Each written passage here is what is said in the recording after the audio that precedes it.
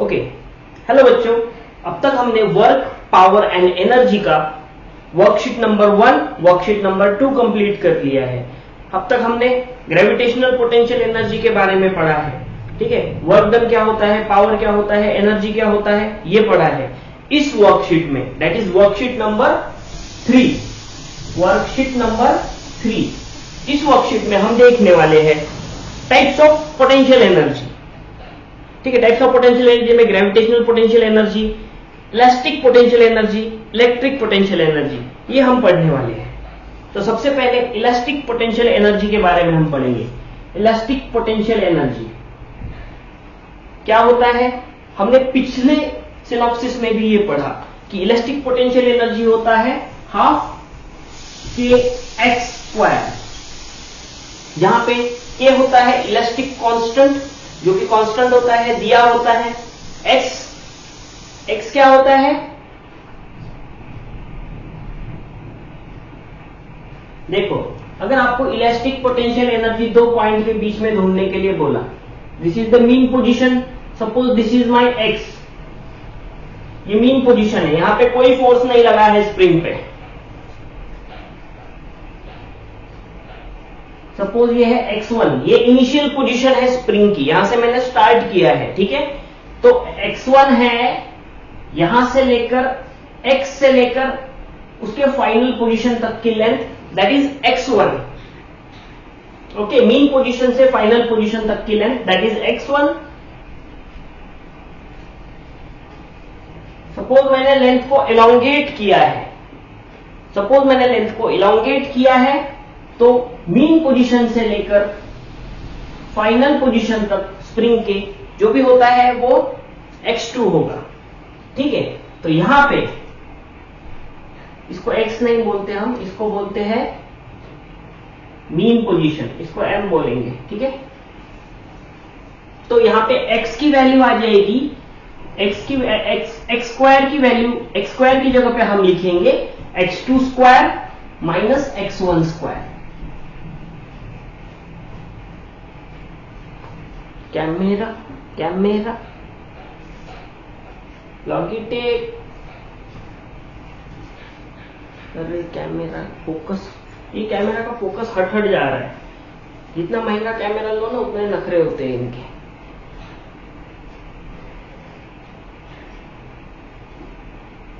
जल्दी फोकस पकड़ा, उसको बाहर जाना पड़ेगा।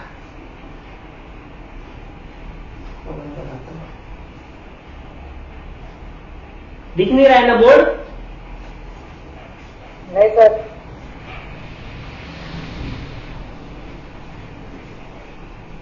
ओके, अब हो गया, फोकस हो गया है ना? Yes sir. ओके, अब x स्क्वायर हो जाएगा x2 square minus x1 square. ये जो फॉर्मूला है डायग्राम के साथ में सीखो, डायग्राम के साथ में ये फॉर्मूला सीखो। This is the potential energy, elastic potential energy.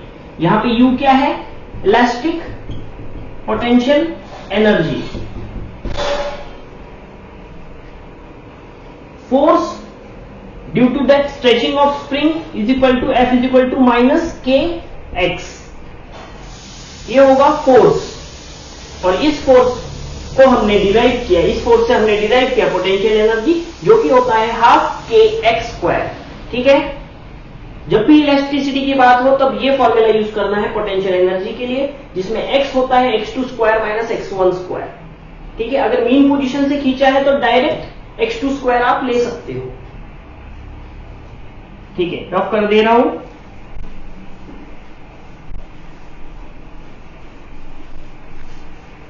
ठीक है, जो जो आपका लिखने का रह जा रहा है ना, एक बार YouTube खोल के देख लेना और वो लिख लेना। ठीक है, अच्छे से नोट्स बना लो, ये नोट्स आपको स्कूल के टाइम पे, एग्जाम के टाइम पे काम आने चाहिए।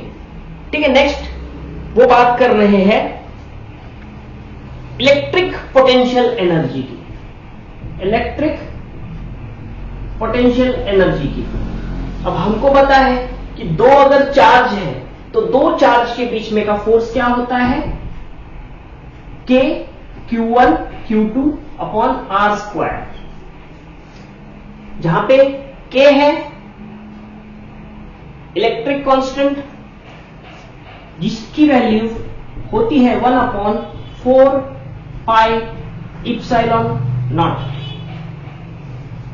और 1/4 पाई इप्सिलॉन नॉट की वैल्यू होती है 9 × 10⁹ न्यूटन मीटर स्क्वायर पर कूलम स्क्वायर।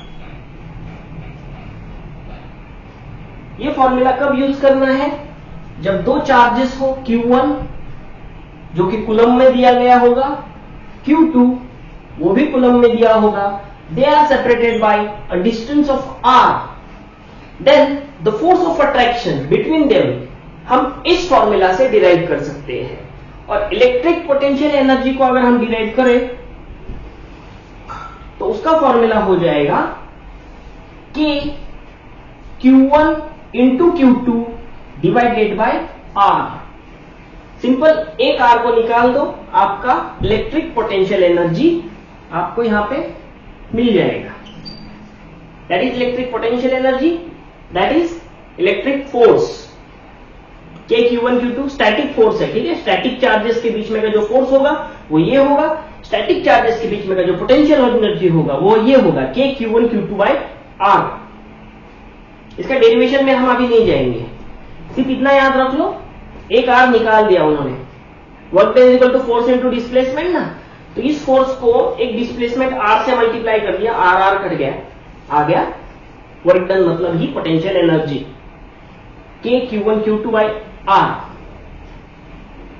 इसके डेरिवेशन में अभी हम नहीं जाएंगे, बस फॉर्मूला लिख लो, this is electric potential energy, जिसके अंदर K होता है electric constant, 1/4 pi epsilon nought. Epsilon not is the permittivity of the medium.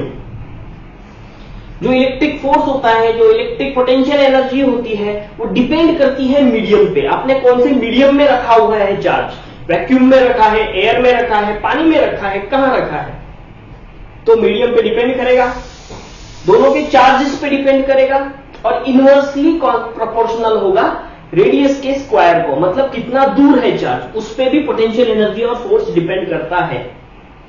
ठीक है, फॉर्मूला इसलिए लिखा के दे रहा हूं कि आपका एक बार कंसेप्चुअली आप देख सको। ठीक है, ये हो गया। हमने पहले देखा elastic potential energy E is equal to half k x square, फिर हमने देखा electric potential energy U is equal to k Q1 Q2 by R square, where K की वैल्यू है 1/4 pi epsilon naught, where 1/4 pi epsilon not is equal to 9 × 10⁹ newton metre square पर kg square. ऐसे बोलते आना चाहिए, पट पट पट पट, ठीक है, वहां तक लर्न करना है। ठीक है, आगे चलते हैं।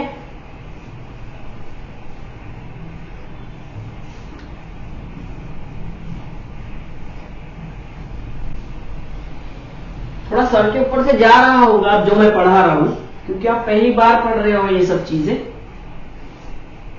जो भी डाउट है वो लिख दो कमेंट में, व्हाट्सएप पे, मैं फिर से वीडियो बनाऊंगा, बार बार बोल रहा हूं, ठीक है। फिर उसके ऊपर एकदम इलेबोरेटिव कंसेप्ट वाइज वीडियो बनाऊंगा, अगर आपको डाउट है तो। ठीक है, उसके आगे काइनेटिक एनर्जी तो पता ही है, काइनेटिक एनर्जी तो हाफ mv स्क्वायर, मैं लिख देता हूं। काइनेटिक एनर्जी की अगर मैं बात करूंगा तो kinetic energy plus potential energy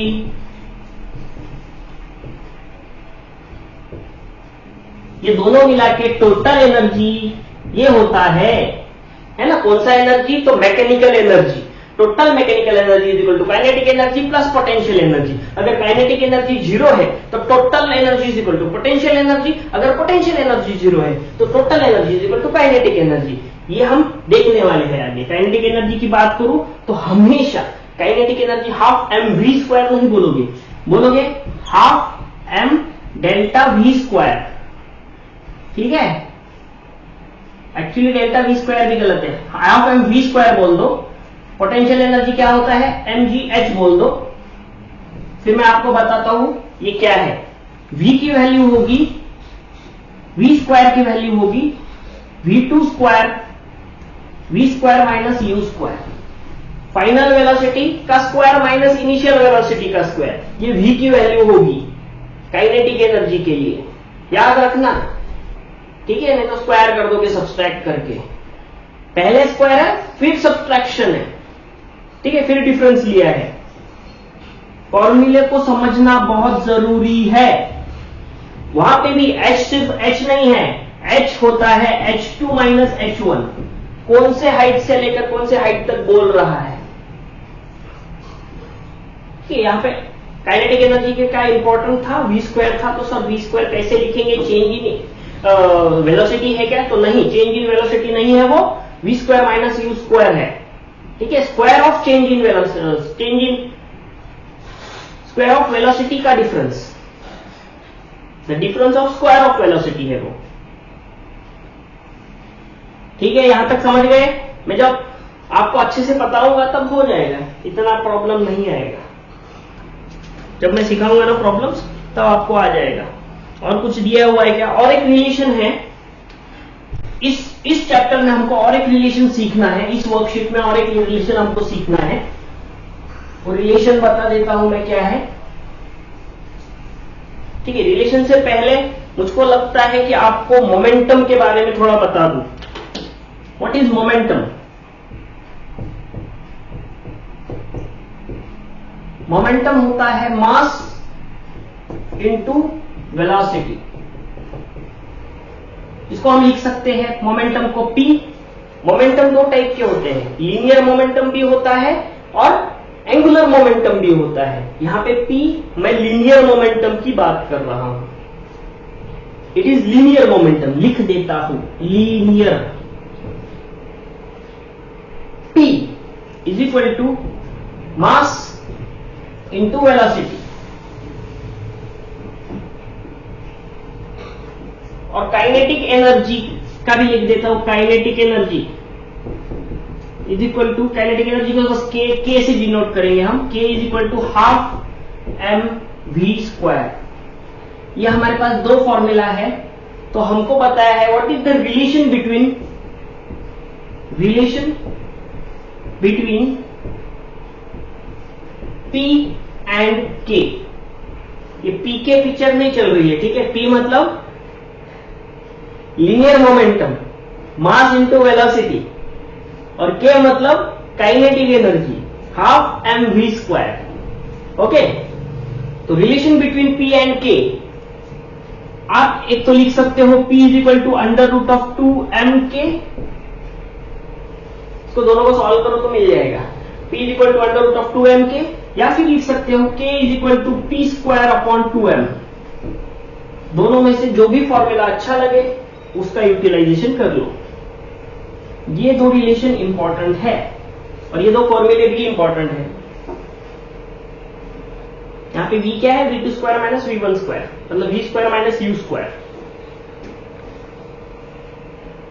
okay, यहां तक समझ गया लीनियर मोमेंटम और काइनेटिक एनर्जी के बीच में relation, P is equal to under root of 2mk या फिर K is equal to P square upon 2m। ऐसे थोड़ा फास्ट बोलते जाओ, ठीक है। तो एकदम ऐसा नींद में उठा के आपको अगर फॉर्मूला पूछे ना तो बोल देना चाहिए, इतना हमको करना है तभी जाके कुछ होगा। ठीक है, बच्चे रात रात भर पढ़ रहे हैं, एक जगह के लिए 10-10 हजार 20-20 हजार लोग खड़े हैं, उनसे कंपीट करना है। क्लास में 50 बच्चों में तो फर्स्ट नहीं आ पाते, 10 हजार से कैसे कंपीट करोगे? तो रात और दिन एक करना पड़ेगा, अच्छे से पढ़ना पड़ेगा, तभी करियर बन सकता है। ठीक है, ऐसे तो पढ़ाई का रास्ते में करियर डिफिकल्ट है, बट सक्सेस गारंटीड है अगर आप पढ़ाई करोगे तो। चलो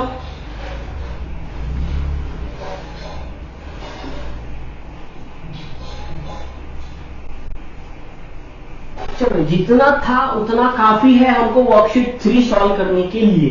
तो let us solve worksheet 3। Question number 1 जा रहा हूं, क्वेश्चन नंबर 1 अच्छे से पढ़ो। ठीक है, CUQ worksheet 3 question number 1, work power and energy. Let us start. First is the kinetic energy of a body depends. अब काइनेटिक एनर्जी किन किन चीजों पे डिपेंड करती है? काइनेटिक एनर्जी का पहले फॉर्मूला लिख लेते हैं। Kinetic energy depends upon, question mark, ये हमारा क्वेश्चन है। तो काइनेटिक एनर्जी का फॉर्मूला होता है हाफ एम वी स्क्वायर। तो हम बोल सकते हैं काइनेटिक एनर्जी मास पे डिपेंड करती है और चेंज इन वेलोसिटी पे डिपेंड करती है। चेंज इन वेलोसिटी पे डिपेंड करती है, कितना चेंज हुआ वेलोसिटी पे। देखो वहां पे है mass as well as on speed. ठीक है, मास और स्पीड पे डिपेंड करती है। ऑप्शन नंबर 3, मास और स्पीड पे डिपेंड करेगी काइनेटिक एनर्जी। चलो लाइट चली गई है।